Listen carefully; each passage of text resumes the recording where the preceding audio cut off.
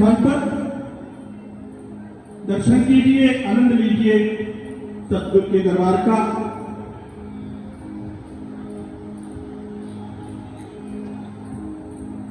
आज हम सब गुरु पूजा महोत्सव मनाने के लिए श्री गुरु महाराज जी के चरणों में आए हैं। ये ऐसा दिन जो एक गुरु और शिष्य के प्यार का दिन है,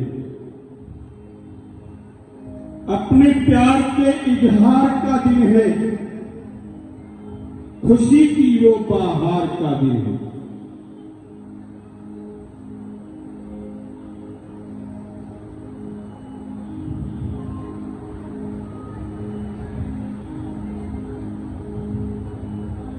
आज हम सब ने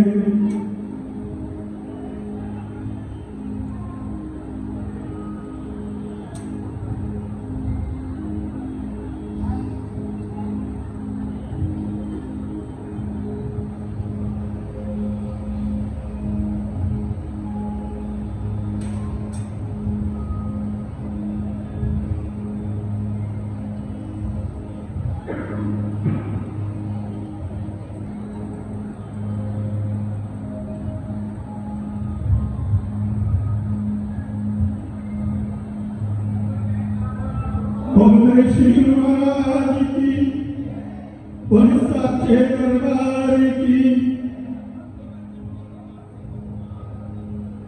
बोली जुगल जोड़ी सरकार की।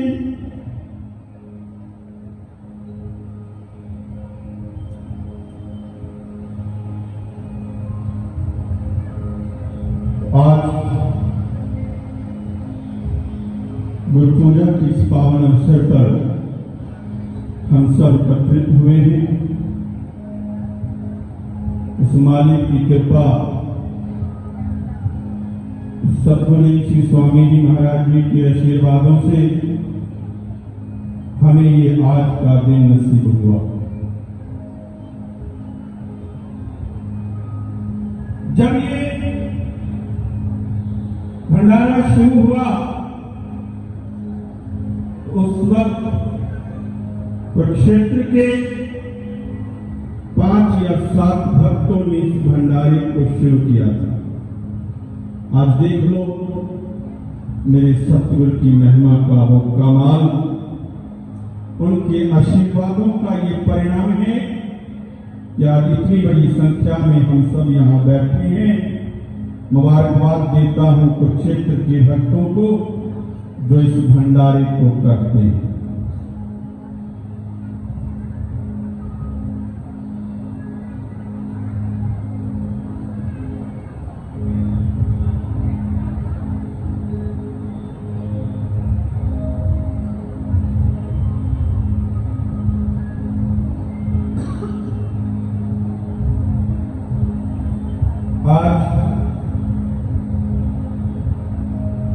एक बात आप सबसे करनी है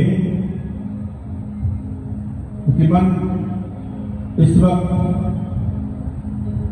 एकाग्र नहीं हो पा रहा, क्योंकि दृश्य भी कुछ ऐसा है। फिर भी अपनी ड्यूटी समझकर भाव मन के अंदर है कि जीवन के अंदर हमें सब कुछ मिला है इस दरबार से, तो ये सब कैसे मिला है? श्री स्वामी जी महाराज जी के अथाह तप से, सिमरन से, उनके किए हुए तप का ये परिणाम है। आज हम सब बच्चे इस छाया के अंदर बैठे, जिन तप उन्हीं महापुरुषों का किया हुआ हम सब पे एक कर्म है,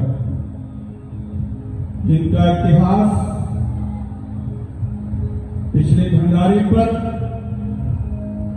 यहां से आप सबको दिया गया। कहते हैं कि संत महापुरुषों के पास एक ऐसा खजाना होता है जो देकर के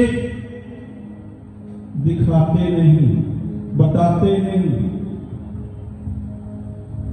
एक संत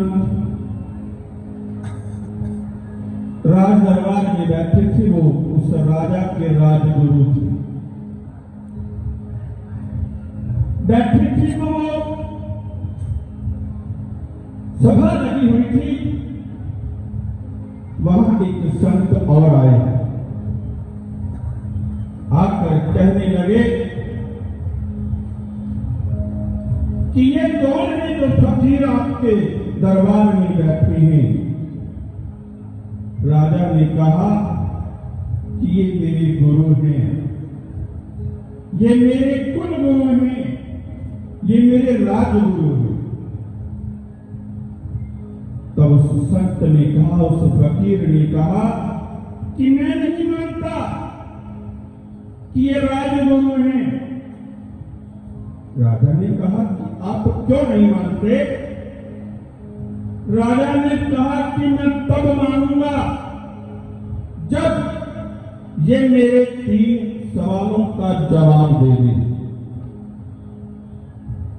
और संत ने जब ये कहा कि मेरे 3 सवालों का जवाब दे दें, तो राजा ने कहा कि फकीर हैं, ये दे देंगे आपके सवालों का जवाब। तो जो राजगुरु थे उन्होंने कहा ठीक है, महापुरुषों आप पूछो क्या पूछना चाहते हैं। उन्होंने 3 सवाल किए, है ये पहला सवाल है। दूसरा सवाल है नहीं है। तीसरा सवाल नहीं है। अब संत बड़े असमंजस में पड़ गए कि ये क्या सवाल है नहीं है, और फिर कहते हैं नहीं है। तब राजगुरु ने कहा कि मुझे 1 दिन का समय चाहिए, क्योंकि मुझे तो अभी सवाल ही समझ में नहीं आ रहा, तो मैं जवाब क्या दूं। तो संत ने कहा ठीक है, हम कल फिर इसी तरह महफिल में बैठेंगे, आपसे पूछेंगे। तो सब बैठ गए। अगले दिन फिर सभा लगी। उधर उस राजगुरु के पास एक देवी रहती थी, कन्या। उस कन्या ने देखा कि मेरा गुरु उदास है, इसका क्या कारण है। पूछा गुरुदेव, आज आप निराश हो, आज आप उदास हो, इसका कारण क्या है। तो बताया कि बेटे, आज एक संत ने मुझसे 3 सवाल पूछे हैं और मेरे पास अभी इन सवालों का कोई जवाब है, क्योंकि मुझे अभी सवाल ही समझ नहीं आ रहा। बेटी ने पूछा कि बताओ क्या सवाल है। गुरुदेव ने बताया कि पहला सवाल है,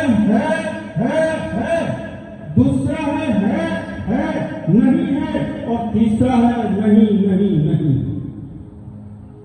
बेटी ने कहा ये सवाल तो मैं जानती हूं और इसका जवाब भी मैं जानती हूं। गुरुदेव खुश हुए, अरे मुझे तो सवाल समझ नहीं आया और तुम कहती हो कि मुझे सब पता है, तो फिर तुम मेरे साथ चलना। चले गए। अगले दिन राज दरबार में बैठ गए। पूछा गया फिर वही सवाल, तो उस बेटी ने बड़े सुंदर जवाब दिए। ध्यान देना कि है और आगे भी है, अगर आपका सिमरन किया हुआ था तो आज मनुष्य के जन्म में हो और आप इस जगह पर विराजमान हो। और अगर आप फिर अच्छे कर्म करते जाओगे तो फिर आगे भी है वो संभालने वाला हमें आगे। तो दूसरा सवाल था है आगे नहीं है, वो हम पर लागू होता है। कैसे कि कोई पिछले जन्म के कर्म थे अच्छे कि आज हमें गुरुदेव की शरण मिली है, और अगर आज हम अपने कर्मों को नहीं बदलते, सिमरन की तरफ नहीं जाते, तो फिर आगे नहीं, ये मुझ पर लागू होता। तीसरा नहीं, ये उनके लिए है जो इस चार दीवारी के बाहर रहते हैं फिर भी इस चौखट पर कभी सजदा नहीं करते। इसका मतलब न उनके पिछले कोई संस्कार थे, न आज हैं और न आगे हैं। तो सतगुरु के प्यारों, हमें मौका मिला है कि हम अपने संस्कारों को बनाएं, अपने विचारों को बनाएं, अपनी भक्ति को बनाएं, और उसको बनाने के लिए मेरे गुरुदेव ने आपको अनंत सागर दिया है। अनंत सागर, एक एक शब्द। आज मेरे भाई मेरे माताएं मुझे बताती हैं कि महात्मा जी जब वो सुपर में लंगर स्वामी जी बोल बैठे, ऐसा लगता है कि गुरुदेव पास बैठे हैं। और जिस वक्त अचानक मैं श्री महाराज जी के कमरे में जाता हूं और वो अपने शुभ हाथों से उस पावन ग्रंथ को किसी को दे रहे होते हैं तो वो नजारा ही कुछ और होता। एक ही धर्म के माध्यम से जीवन का वो संकल्प, जीवन की वो कला को याद करा देते हैं कि वो हम ऐसे हो जाएंगे, है में चले जाए। तो इसके लिए हमको क्या करना है? जिन मेरी माताओं ने, जिन मेरी बहनों ने, जिन मेरे भाइयों ने, बुजुर्गों ने अभी तक उस ग्रंथ को नहीं लिया, वो लेकर के जाना, वो लेकर के जाना। और जो ले गए हैं उन्होंने पढ़ना शुरू नहीं किया। आज स्वामी जी के दरबार में बैठे हो, असली गुरु पूजा वही होगी कि कल जाकर उसको शुरू कर दे। फिर हम सब है में हो जाएंगे, नहीं तो नाना तो भाई दुनिया फिरती है, हम क्या, हमारी तो फिर क्या औकात है। इन्हीं भावों के साथ ये प्रार्थना करता हूं कि आप सब आए हो, जो निगुरे हो वो गुरु वाले होकर जाना, और जो ग्रंथ नहीं ले गए वो लेकर के जाना। बोलो श्री गुरु महाराज की।